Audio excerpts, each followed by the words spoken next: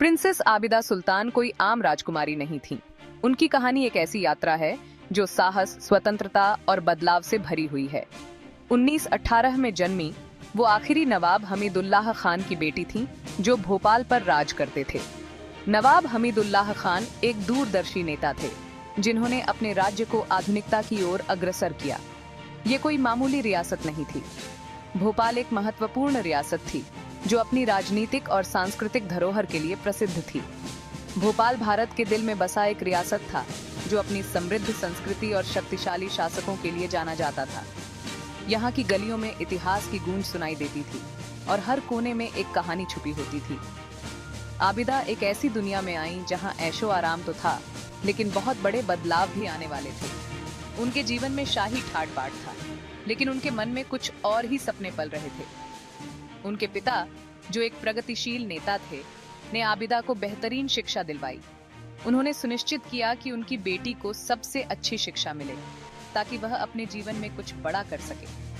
पढ़ाई में तो वो अव्वल रही, लेकिन उनका दिल किताबों से ज्यादा कुछ चाहता था। वो हमेशा कुछ नया सीखने और करने के लिए उत्सुक रहती थी। छोटी उम्र से ही उन्हें एडवेंचर का शौक था और वो बहुत इंडिपेंडेंट थी। वो घुड़सवारी, तैराकी और अन्य साहसिक गतिविधियों में भाग लेती थी, जो उस समय की लड़कियों के लिए असामान्य था। आगे चलकर यही खूबियां उनकी जिंदगी को असाधारण बनाने वाली थीं। उनकी साहसिकता और स्वतंत्रता ने उन्हें एक प्रेरणादायक व्यक्तित्व बना दिया, जो आज भी याद किया जाता है। उनकी कहानी हमें यह सिखाती है कि सपनों का पीछा करने के लिए साहस और दृढ़ता की आवश्यकता होती है। आबिदा का बचपन भव्य महलों में बीता। ये महल, जो अपनी भव्यता और शान के लिए मशहूर थे, उनकी हर याद में बसे हुए थे और हरे भरे बागीचों में बीता।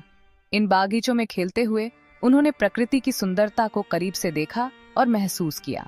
वो भोपाल के इतिहास के गलियारों में घूमती और अपने पूर्वजों की कहानियां सुनती। इन कहानियों में उन्हें अपने परिवार की विरासत और गौरव का एहसास होता था। लेकिन महल की दीवारों के बाहर भारत बदल रहा था। देश में एक नई लहर उठ रही थी, जो स्वतंत्रता की ओर बढ़ रही थी। अंग्रेजों का शासन कमजोर पड़ रहा था और आजादी की मांग तेज होती जा रही थी। हर गली, हर चौराहे पर लोग स्वतंत्रता के नारे लगा रहे थे। ये उथल पुथल का समय था और भोपाल एक दौराहे पर खड़ा था। शहर के लोग भी इस बदलाव की आहट को महसूस कर रहे थे।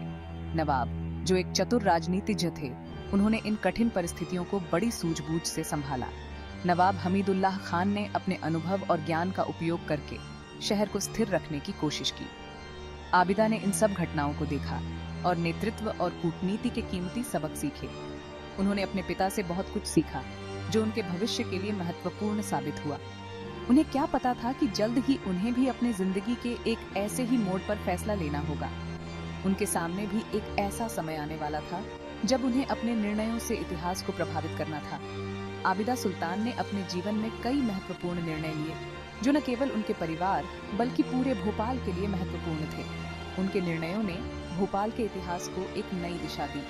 आज भी भोपाल की गलियों में आबिदा सुल्तान की विरासत जीवित है।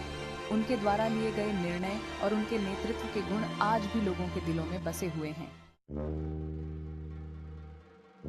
1947 भारत ने लंबे संघर्ष के बाद आजादी हासिल कर ली, लेकिन इस खुशी के साथ बंटवारे का दर्द भी जुड़ा था।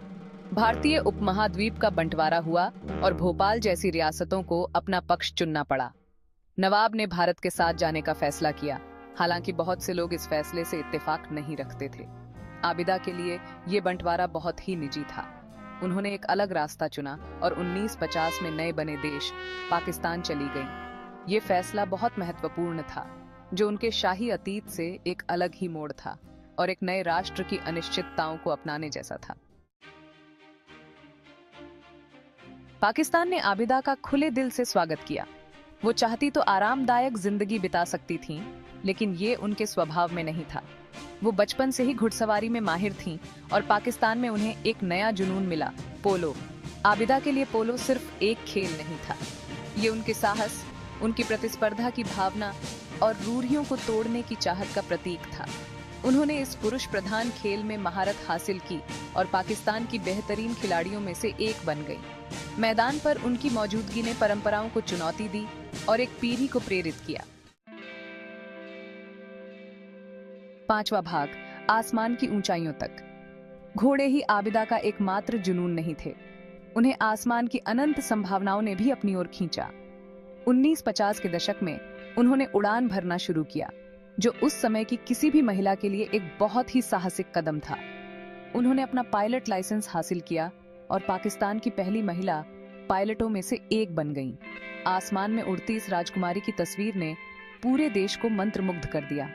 आबिदा सीमाओं को तोड़ ही नहीं रही थीं, बल्कि उन्हें चकनाचूर कर रही थीं, ये साबित करते हुए कि महिलाएं किसी भी क्षेत्र में अपना परचम लहरा सकती हैं। छठा भाग, जनता की राजकुमारी। आबिदा की शख्सियत पाकिस्तान के लोगों को बहुत पसंद आई। वो सिर्फ एक राजकुमारी नहीं थीं, बल्कि साहस, धैर्य और प्रगति की प्रतीक थीं।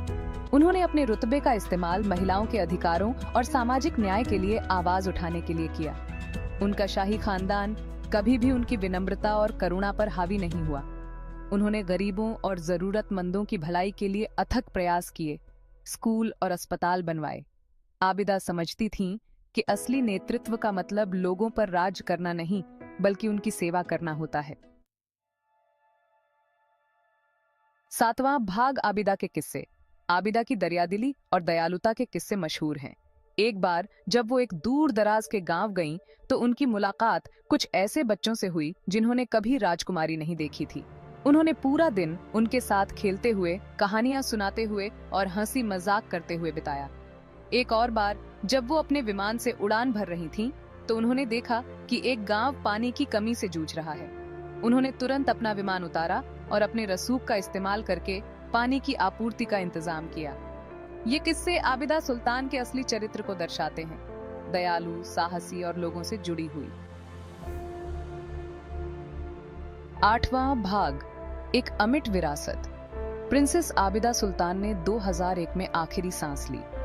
उनके निधन ने एक युग का अंत कर दिया, लेकिन उनकी विरासत आज भी लोगों को प्रेरित करती है। वो उम्मीद की किरण बनी हुई है, साहस और दृढ़ संकल्प की शक्ति का प्रमाण है। उनकी जीवन कहानी हमें याद दिलाती है कि पदवी और वंश बिना कर्म और करुणा के व्यर्थ हैं। आबिदा की असली रॉयल्टी उनके जज्बे, उनके सिद्धांतों के प्रति उनकी अटूट प्रतिबद्धता और अपने कर्मभूमि के प्रति उनके गहरे प्रेम में निहित थी। 9वां भाग, राजकुमारी और पाकिस्तान। यह कहानी है एक ऐसी राजकुमारी की जिसने अपने जीवन को एक नए राष्ट्र के निर्माण में समर्पित कर दिया। आबिदा का सफर खुद पाकिस्तान की कहानी बयां करता है। जब उन्होंने भारत छोड़कर पाकिस्तान जाने का निर्णय लिया, तो यह केवल एक व्यक्तिगत यात्रा नहीं थी, बल्कि यह एक राष्ट्र की आत्मा की यात्रा थी। दोनों ने ही बहुत सारी चुनौतियों का सामना किया, चाहे वह राजनीतिक अस्थिरता हो, आर्थिक कठिनाइयां हो या सामाजिक बदलाव। नई शुरुआत की और अंततः मजबूत बनकर उभरे। पाकिस्तान के शुरुआती वर्षों में आबिदा सुल्तान ने अपने नेतृत्व और साहस से लोगों को प्रेरित किया। वो इस युवा राष्ट्र की भावना का प्रतीक थीं, इसका धैर्य, इसकी महत्वाकांक्षा और एक उज्जवल भविष्य में इसका अटूट विश्वास। उन्होंने अपने कार्यों से यह साबित किया कि कठिनाइयों के बावजूद एक मजबूत और समृद्ध राष्ट्र का निर्माण संभव है। प्रिंसेस आबिदा सुल्तान सिर्फ एक राजकुमारी नहीं थीं, वह एक ऐसी महिला थीं जिन्होंने अपने जीवन को समाज की सेवा में समर्पित कर दिया। प्रिंसेस आबिदा सुल्तान सिर्फ एक राजकुमारी नहीं थीं, वह एक पथ प्रदर्शक, एक एथलीट और एक मानवतावादी थीं। वो एक पथ प्रदर्शक, एक एथलीट और एक मानवतावादी थीं। उन्होंने अपने जीवन में कई क्षेत्रों में उत्कृष्टता प्राप्त की और अपने कार्यों से समाज को नई दिशा दी। एक मानवतावादी और एक प्रेरणा स्रोत थी। उन्होंने अपने कार्यों से यह साबित किया कि एक व्यक्ति के प्रयास से समाज में कितना बड़ा बदलाव आ सकता है।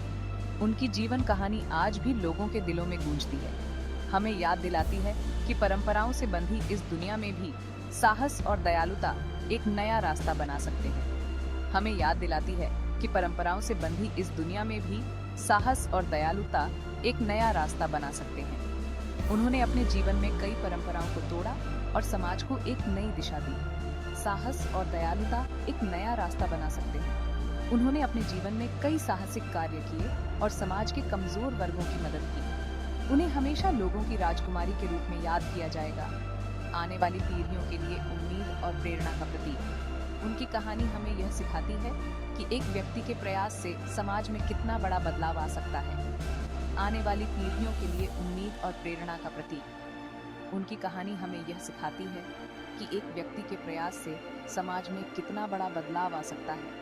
उनकी विरासत आज भी जीवित है और आने वाली पीढ़ियों को प्रेरित करती रहेगी।